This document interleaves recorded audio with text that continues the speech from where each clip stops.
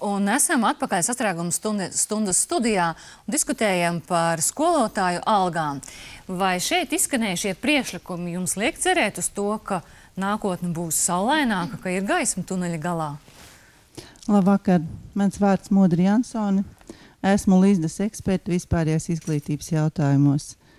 Un jāsaka, šajā sarunā līdz šim es esmu vīlusies. No iepriekšējā ministra Ķīļa kunga, no kura tiešām pedagogi ļoti daudz gaidīja, jo tika uzsauktas reformas, bet nekas tā arī nenotika. Šovakar mēs dzirdam atkal skaļus stāstus par to, kā vajadzētu būt, kā nu vajadzētu darīt, bet līdz reālai sarunai par tiem jautājumiem, kas būtu jārisina, gan par mazajām skolām, gan par pamatskolām, par vidusskolām, kādu veidot mūsu skolu tīklu, kā nodrošināt kvalitāti, lai nebūtu vienā klasē apvienotajā klasē. Bet kur ir tā aizķeršanās? Kāpēc nenotiek šis dialogs?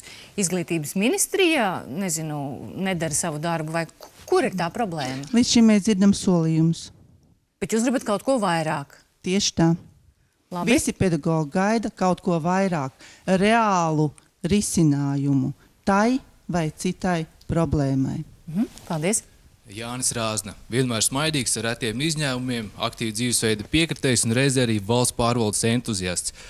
Ministrijai ir administratīvais resurss un jau vairāk kā gadu valsts pārvaldē tiek lietota uzlabota novērtēšanas sistēma, kas balstās uz konkrētu mērķu izvirzīšanu konkrētajam gadam. Un šī mērķa izvirzīšana notiek pēc kaskādes principa.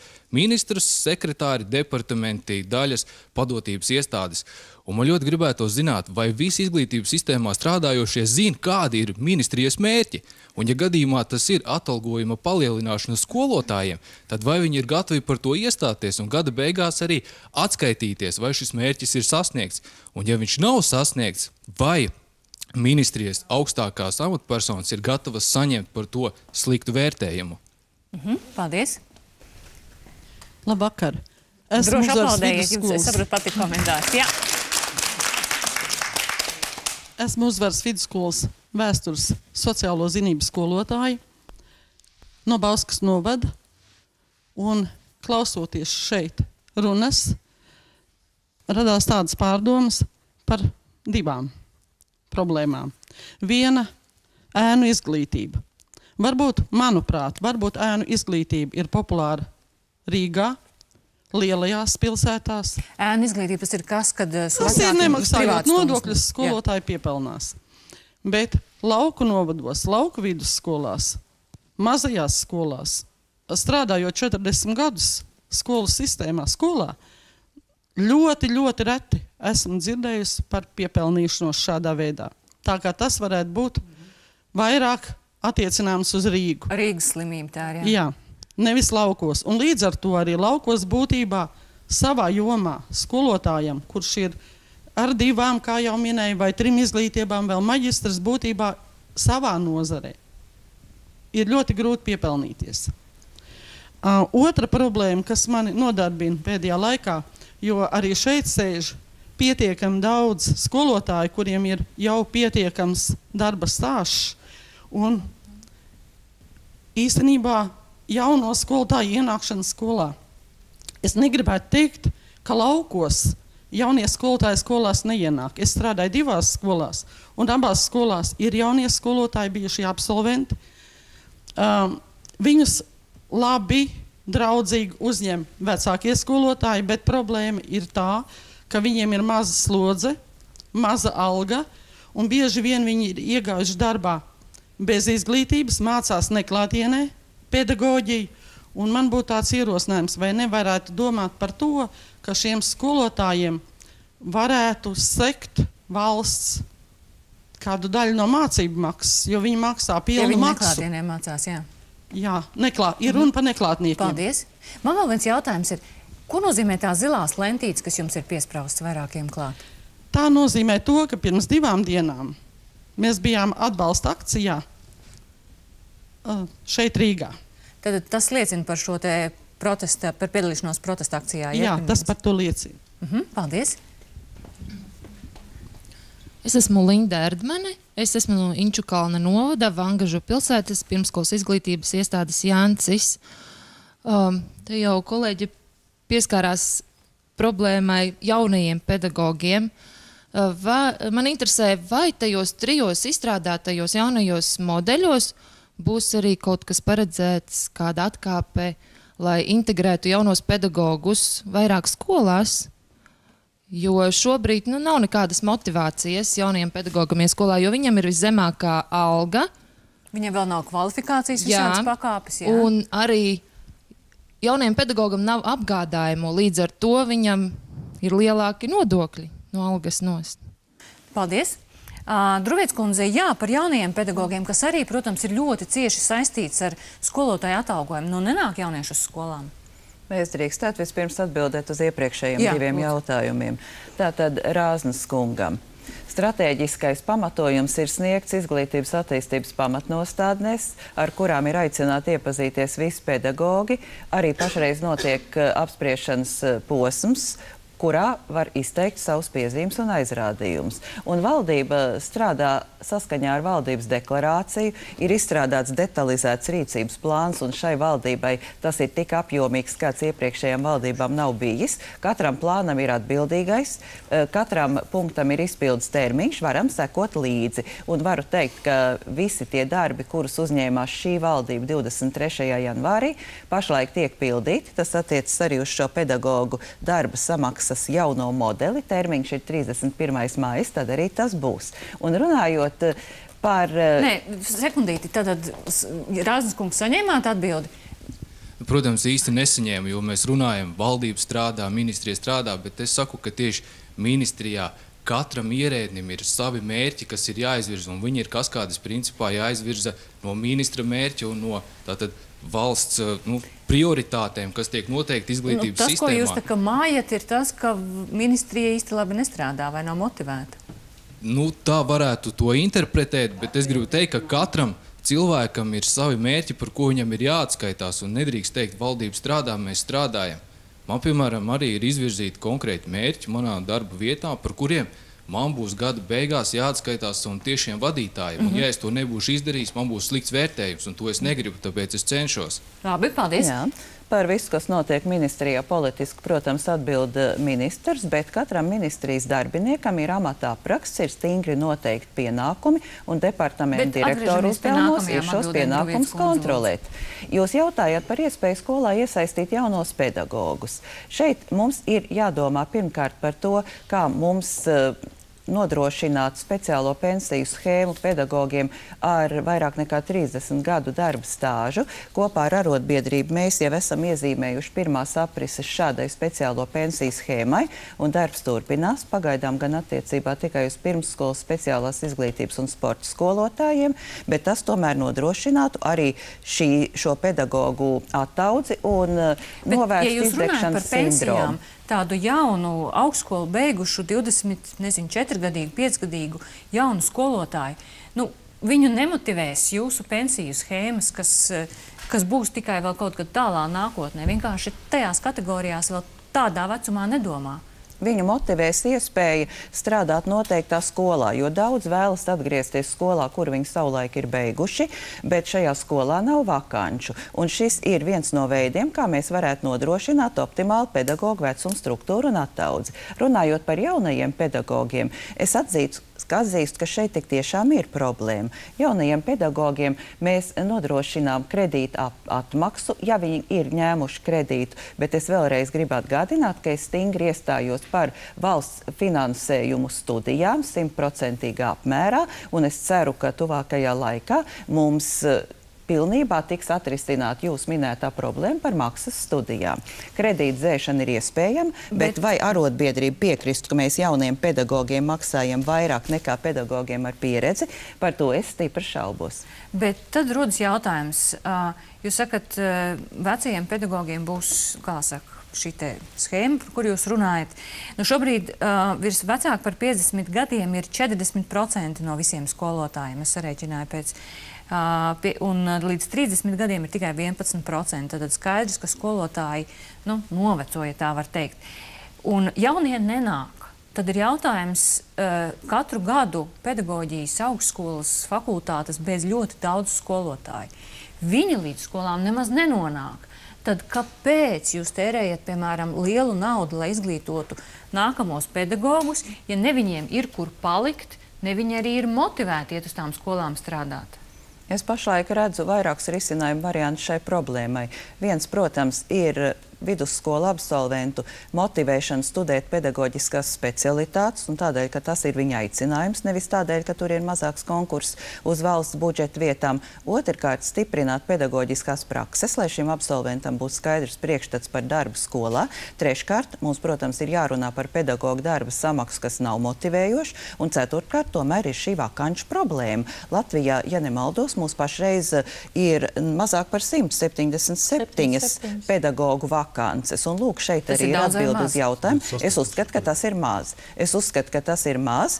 Un tas nenodrošina šo pedagoģu optimālo vecumu struktūru. Bet kur tad tiem vecajiem pedagogiem tagad palikt? Viņiem tad ir jāiet prom.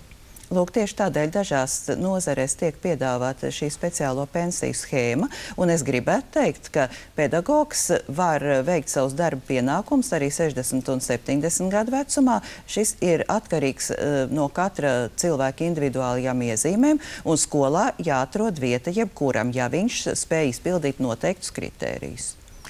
Kā ir jūsu skolā? Strādātu šī sistēma, ko ministra tikko minēja? Ka vecajiem tā kā palīdzētu pensionēties, ja viņi to vēlās? Jau tā nav. Jūs ziniet, es domāju tā, ka pedagogi, kas ir ieguvuši izglītību daudz gadus atpakaļ, arī es esmu nostrādāju 28 gadus pedagoģijā. Es domāju, viņiem ir ļoti stipri pamati, viņiem ir ļoti stipra izglītība. Un es domāju, ka ja šeit Ķiļkungs runā par kvalitāti, tad katram pedagogam ir nepieciešama metodiski uzlabot šo kvalitāti. Ja? Un es domāju, ka pašreiz šie skolotāji, kas ilgākus gadus strādā, viņi finansiāli tomēr ir tādi stiprāki, ja? Nekā, es domāju, 10 gadus jaunāki par manu skolotāju. Nu, protams, viņiem ir arī kvalifikācijas izietas un viss. Tieši tā. Un es arī domāju, ka es strādāju arī pirmsskolā. Un, lai es savu kvalitāti uzlabotu, man ir mazākais 36 stundas savu kvalifikāciju jāuzlabo, un iespējams arī 72 kursi maksā 30 eiro. Plus vēl man jānonāk no uzvaras Rīgā. Bet tas jums ir pašai jāmaksā par kvalifikāciju? Jā, tas man jāmaksā pašai. Protams, ka es varu jautāt savai iestādes vadītājai, lai viņi man to atmaksā. Bet tā ir tikai direktora labā griba tad, ja? Skolotāji ir daudz, jo ik pēc 3 gadi ja ir jāuzlabo šī kvalifikācija. Ja? Un ja mēs, teiksim, sanākam vairāk skolotāji, tad vienam var atļauties samaksāt, tad vienam var un otram nevar. Un es vēlos tomēr uzsvērt, ka skolotāji gados ir ļoti kvalificēti. Es runāju par eksaktajām, teiksim, par matemātiku, fiziku, ļoti stipru skolotāju. Dabas zinātnēs arī trūkst to jauno skolotāju. Un viņu visu laiku trūkst. Es pati esmu mūziķis pēc specialitātes, un es zinu, ka arī mūsu novadā trūkst arī mūzikas skolotāju, kur liekas, tā ir tikai māksla, un vairāk vajadzētu latviešu valodu un matemātiku. Jūs minējāt, ka privātas stundas var ņemt, ja, tad privātas stundas tiešām ir angļu valoda, tā ir latviešu valoda, tā ir matemātika, vai privātas stundas vai literatūrā, vai mūzikā privātas stundas. Un tiešām es neesmu dzirdējis, kāds nāk pie manas privātas stundām, varbūt, ka vokāli viņš varētu mazliet pamācīties. Es arī ņemu privātas stundas vokālā. Jā. Es vienkārši domāju, ka tur tādi divas, man liekas, pirmkārt, mēs drusku sapņu valstī dzīvojam par to, ka viss tur būs un viss tur ies un tā, ka mums IKP pieaug 3,4 vai 4%. Mums ir zems nodokļu īpatsvars pret IKP, lielāks par 5% ir Igaunijā. Viņam vienkārši nodokļos iznāk vairāk uz vienu galviņu, līdz ar to daudz vairāk var atļauties. Un tajā virzienā varbūt tur skatīties, kas nav, kurā var iespējams jāgatavo pamatojums, lai palielinātu nodokļus nekustamiem un savākt lielāku naudu, ko var dalīt. Bet attiecībā uz tām pensijām, manuprāt, te ir diezgan, pirmkārt, es piekrītu tajā ziņā, ka nevajadzētu skatīties uz noteiktu vecumu kā tādu, kur nevar vairs strādāt. Man liekas, tieši otrādi, tā kā mēs dzīvojam ilgāk, nāksies arī ilgāk strādāt, vai tas ir arī ļoti jauki, ka var strādāt ilgāk un būt aktīvam. Tā speciāla pensiju sistēma, ja tā vispār tiek ieviesta, ir noteiktiem gadījumiem, nevis kā tāda sistēmiska lieta, kur vien var izvēlēties. Man liekas, otrkārt, es neliktu baigās cerības uz to, padomājiet, cik tad tur tajā pensijā var sanākt. Tas taču nevar būt 2 reizes vairāk nekā pārējiem citiem pensionāriem.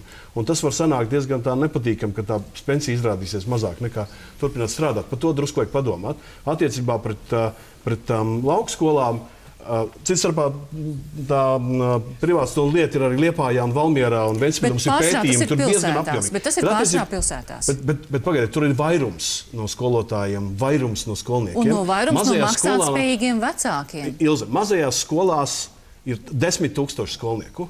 Tām ir jādod speciāls risinājums. Manuprāt, nevajag visu sistēmu piegriezt pie mazo skolu. Tām ir jādod speciāls risinājums, noteikts īpašs nosacījumi, jānovēl kaut kur svītra, un tiem tad ir jādod kaut pat 3 skolniekiem, lai skolotājiem ir, bet savādāk nekā pārējiem. Un tad tā pārējā nauda iespējams pēc vieniem tiem pašiem principiem būtu jāsadala.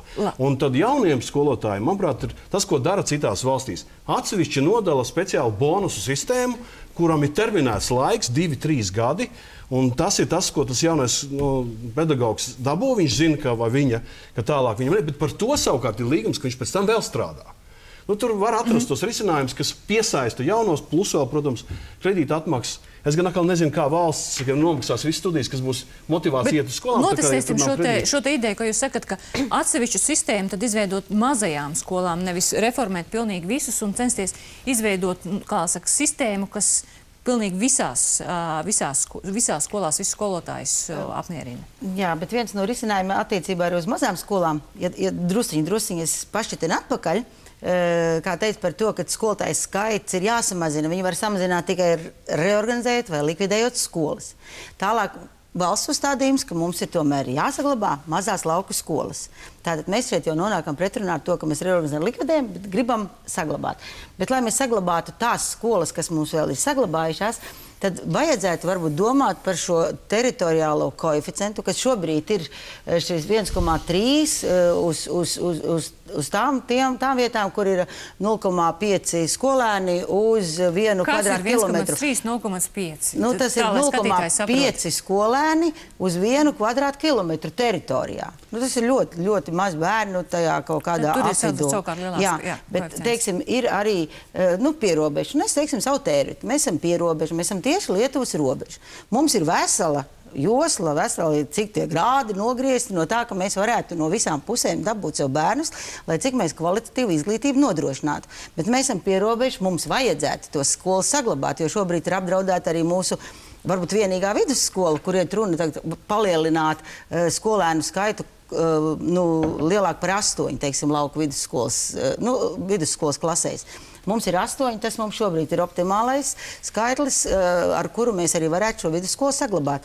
Un mums tas reģionālais modelis, ka kaut kur jāatrod tagad bērniem ir reģionārā viena tā ideālā vidusskola vai ģimnāzija, kur viņš apgūst šīs zinības, tas mums ir ļoti tālu.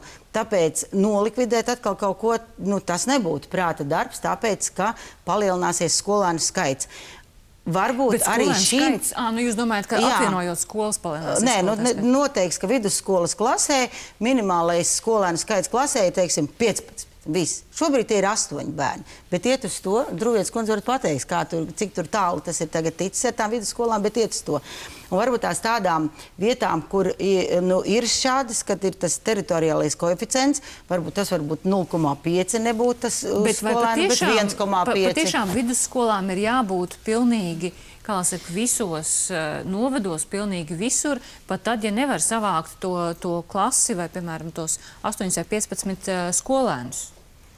Es gribētu teikt, ka šī ir pirmā valdība, kas konsekventi iet uz vidējo izglītību vismaz 80% pamatizglītības ieguvēju. Tā tad ir mainījusies koncepcija, mums pašreiz ir obligāta pamatizglītība, mēs virzāmies uz to, lai obligāti būtu vidējā izglītība, un vismaz puse taču mācīsies vispār izglītojošās vidusskolās. Un tādēļ pašreiz turpinās diskusijas par to, kādam būtu jābūt minimālajam skolēnu skaitam vidusskolā. Jā, mums bija iesniegts projekts, ka pamatskola, ka laukos 15, pilsētās 20, bet pašreiz es šī projekta pieņemšanu pārtraucu, jo mums nav bijusi publiskā diskusija. Un mūsu rīcībā arī vēl nav precīzā aprēķinu, cik potenciālo vidusskolānu mēs varētu zaudēt, slēdzot, piemēram, Tērvetes novada vidusskolu. Tur mēs nedrīkstam pārsteigties. Šis būs jautājums, kas būs risināms šī mācību gada laikā, un es pieļauju, ka no 2015. gada 1. septembra mēs tiešām varētu noteikt noteikts kvantitatīvs kritērijs vidusskolas 10. klašu atvēršanai. Paldies. Tad saņēmāt savu gaidītu apsolījumu. Jā. Golubovs kundze, kā izklausās šie reformas ierosinājumi? Nu, es šeit, godīgi sakot, pagaidām vēl neredzu, tā teikt, sistemisku pieeju reformai. Šeit drīzāk mēs runājam par dažādiem aspektiem, kur var uzlabot, kur var pielāgot. Manuprāt, būtiskākais ir tas skolotāja algu modelis, pie kura tiek strādāts. Un tur gan es dzirdēju diezgan pretrunīgus tādus tikko apgalvojumus, ka no vienas puses it kā iet runa par to, ka varētu būt, ka pielīdzinās 40 stundu darba nedēļai. Teoretiski man liekas, ka šeit jautājums nav par to, ka varētu būt, bet kā var citādi, ja skolotājs strādā pamatdarbā skolā. Skolotājs ne tikai iet uz stundām, pārbauda mājas darbus, bet skolotājs arī dara visādas citas lietas, par kurām pašlaik tiek aprēķināts ļoti sarežģīts tas viss darba slodzes. Vai nebūtu gan šo apsvērumu dēļ, gan arī tāpēc, ka tas ir diezgan pazemojuši visu laiku skaitīt visādas mazas stundas, cik es esmu nostrādājis administratīvi, cik ar to, cik ar šo, ka būtu vienkārši alga, kas ir piesaistīta 40 stundu darba nedēļai. Otrs, naudas seko skolēnam uz skolu vai uz pašvaldību. Šis ir atkal pilnīgi cits jautājums. Kā var būt modelis vai no 40 stundu darba nedēļa, vai no nauda seko, vai nu mēs mainīsim kaut ko par nauda seko skolēnam. Šis ir jautājums, kurš, manuprāt, galīgi nav saistīts ar darba nedēļu. Ne, tas nav pretrunīgs, viņas ir savienojamas, bet viņas jebkurā gadījumā ir par pilnīgi citu. Tas ir atkal cits stāsts, tas nauda seko skolēnam. Nu labi, bet ja es esmu vienkārši lauku skolotājs, es dzirdu, ka runā par lielākām algām. Pie kāda modeļa es varētu dabūt lielāku algu? Nu, pirmkārt, pie modeļa, varbūt lauku skolotājas arī ir dažādas. Ir lauku skolotāji, kas, piemēram, ir bijusi ir piedalīsies programma, kur notika novērtējums par kvalitātes pakāpi. Ja? Viņi, piemēram, ir augsta kvalitātes pakāpe. Viņi būtu jāsaņem vairāk par to, ka viņi ir augsta kvalitātes pakāpe. Nu, tur pāris gadus bija tā arī, ka nebija naudas, ko maksāt par šīm te pakāpēm. Es zinu to, jā, bet man liekas, ka mēs tagad tomēr ejam uz to, ka nedaudz stabilizēt šo sistēmu, lai nebūtu mūžīga krīze, jā, attiecībā uz skolotāju algām. Līdz ar to te būtu jārunā drīzāk par to, kādu lomu spēlēs kvalitāte šajā modelī, un kādu lomu spēlēs tiešām tas vai nauda seko skolēnam vai neseko. Un arī tas 40 stundu nedēļas modelis ir kaut kas, kas ir atsevišķi jautājums, kas nav jāuzstāda kā alternatīva. Vai nu mums ir šis, vai nu mēs mainām kaut ko attiecībā uz naudu seko skolēnu. Izklausās ļoti sarežģīti. Tā tam arī ir jābūt. Nē, var vienkāršāk būt. Kā var vienkāršāk? Nu, saliek visu naudu un aizsūt uz skolu. Skola autonomi lemj pēc zināmiem vispārējām vadlīnijām, kā algas maksāt. Līdz ar to var sanākt, ka skolās ir dažāds atalgojums, tāpēc, ka tām ir lielāka autonomija lemt. Pašvaldībām šajā gadījumā ir tikai kasiera funkcija. Visa nauda aiziet uz skolu, skola lemj pati. Kaut kādas saimes vadlīniju ietvaros. Un tad, izejot no savām strateģiskām interesēm, piesaist to vai citu, tas ir daudz vienkāršāk. Tad skolas ir tās, kas lemj. Bet, protams, tas parādīsies liela nevienlīdzība. Nu, ne liela, bet salīdzinoši liela. Tā ir vienkārši sistēma. Tā varētu skolā notikt. Lietuvā mēs esam bieži pieredzes apmaiņā un dzirdējuši, ka tā nauda, tas groziņš naudas aiziet konkrētu skolu. Ja mēs kaut kādi 105 vai 110 bērni, teiksim, lauka skolā, ja? Nu, protams, bez bērnu dārza, ja ir vēl struktūra vienības klāt, tad ir lielāks tas skolēnu skaits. Un kad varētu pietikt, mēs esam kādreiz Bet tā naudas apjoms ir atkarīgs no bērnu skaita, no skolēnu skaita. Kā citādi sabiedrība maksā par bērnu izglītošanu, par ko mēs vēl mēs varam maksāt vienkārši algot skolotājus. Tad mēs jau fundamentāli maksājam par bērnu izglītošanu. Te ir viena sadaļa sabiedrības, kas vispār te nav klāta. Tie ir vecāki un nodokļu maksātāji. Principā viņu nauda tiek tērēta, lai tik gatavotu bērni. Tas kaut kā ir pazudis mums. Tādēļ mēs varam maksāt tikai par bērnu gatavošanu. Par ko vēl? Tas ir galvenais, ko dara. Mēs varam maksāt par, es tagad esmu kā vēlna advokāts, par sociālo funkciju, uzturēt mazās lauku skolas un uzturēt pedagogus. Tad mēs citādi definējam izglītību. tad mēs definējam izglītību kā sociālās aizsardzības sistēmu. Jā. Fine, jā, labi, bet tad es domāju, tas ir diezgan fundamentāls Latvijas Republikas jautājums. Vai izglītība ir sociālās aizsardzības sistēma, vai tomēr jaunu un vidēji vienalga, cik vecu bērnu izglītošana, laba izglītošana. Manuprāt, pirmais, manuprāt, izglītošana ir svarīgākā lieta. Es vienkārši nesaprotu, kā var kaut kādā pārvērsties par kaut ko pilnīgi citu. Tas moments, es atvainojos, tas moments, ko Roberts pašlaik saka, tātad, ja nauda iet pa taisno uz skolu, tādu variantu mēs esam apsprieduši, bet mēs atceramies, ka mums ir 295 mazās skolas, kurās bērnu skaits ir mazāks par 100 un kurām nauda nepietiek un ir datas variants, ka pašvaldībai jāliek iekšā. Mums ir 43 mazas vidusskolas, kur pēdējās 3 klasēs bērnu skaits ir mazāks par 30. Mums ir jāliek nauda iekšā. Ar to naudu, kas aizies uz skolu, nepietiek, un mēs tagad parakstām šajā brīdī nāves spriedumu 295 un 43 skolām. Ingrid, es taču minēju, speciālais risinājums no noteikta līmeņa. Mazāka skola, 3 vai 2 bērni, bet speciāls risinājums. Nebūs to astronomiski daudz to bērnu, kuriem šitas attiek. Tas tiešām viņu nav neliels skaits. Un tur var nodalīt atsevišķi naudu, kas iet pēc citiem principiem. Neiet pēc tiem. Nevajag visu sistēmu uzkarināt uz 10 000 bērniem. Klausoties, man atklāt sakot. Vienalga uz ko, bet atsevišķi, kas nav no tās vispārējās sistēmas. Līdz ar to, tad jūs nenāksiet liels un neteiksiet, es esmu lauku skolotājs, tāpēc kā tā izrādīsies, nav, ka ir arī citas skola, ir pilsētas skola, ļoti daudz viņi ir. Viņi strādā 35 klašu bērnu klasēs, viņi ir pārstrādājušies, tāpēc, ka vienkārši ir ļoti daudz. Tā arī ir skolotāji, cilvēku grupa, neaizmirsīsim par viņiem. Viņi strādā pilsētās, viņiem ir dārgāk arī dzīves, atvainojos, braukāt un tā tālāk. Līdz ar to, manuprāt, mēs tad drusku tā kā visus stiepjam uz to tām mazajām skolām, lai to atrisinātu. Atrisinām ar vienu speciālu programmu, pat no tās mērķa dotācijas nošķeļot nost naudu, pārējo dalot pēc citiem principiem, un tā taču dara daudz kur. Man šajā brīdī vienkārši ir mati sacēlušies stāvus, ir 14. maijs. Pastieties, kas notiek šajā auditorijā. Kādu modeli mēs vispār veidojam kaut ko, es nezinu, ko. 2011. gada decembri par šito runāju. bet kur mēs esam? Mēs esam tagad 14. gada 14. maijā, un mēs nezinām, kas mūs sagaidīs 31. maijā. Tie ir tik daudz viedokļu, Es vienkārši tāpēc ir tās arotbiedrības bažas, kad kur mēs būsim 1. septembrī. Un man tagad pašlaik liekas, ka gan valdība, gan ministrija mūs izdzīs ielās. Tas būs viens šāviens ar šādu te attieksmi, ka mēs šajā brīdī neko nesaprotam. Jā, jo nauda seko skolēnam, es gribu pateikt, pašreiz ir tā, ka lielāko naudas summu saņem vidusskolas. Jā, tas tā ir lielās skolas, kur nauda tiešām ir tur, kur lielākais skolēnu skaits.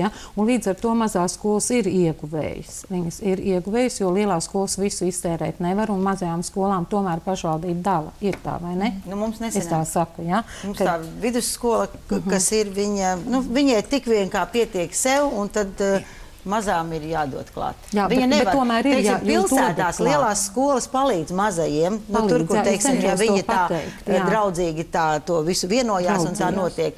Bet tai lielai jau arī nav apmierināti ar to, ka viņiem ir bērnu kontingents un viņiem jādod maziem. Nedomājat, ka tur tāda milzīga vienprātība valda. Vidusskolas skolotājiem, piedodiet, ja es jūs pārtraucu, vidusskolas skolotājiem ir jābūt ārkārtīgi gudram šajā laikā un šajā laikmetā.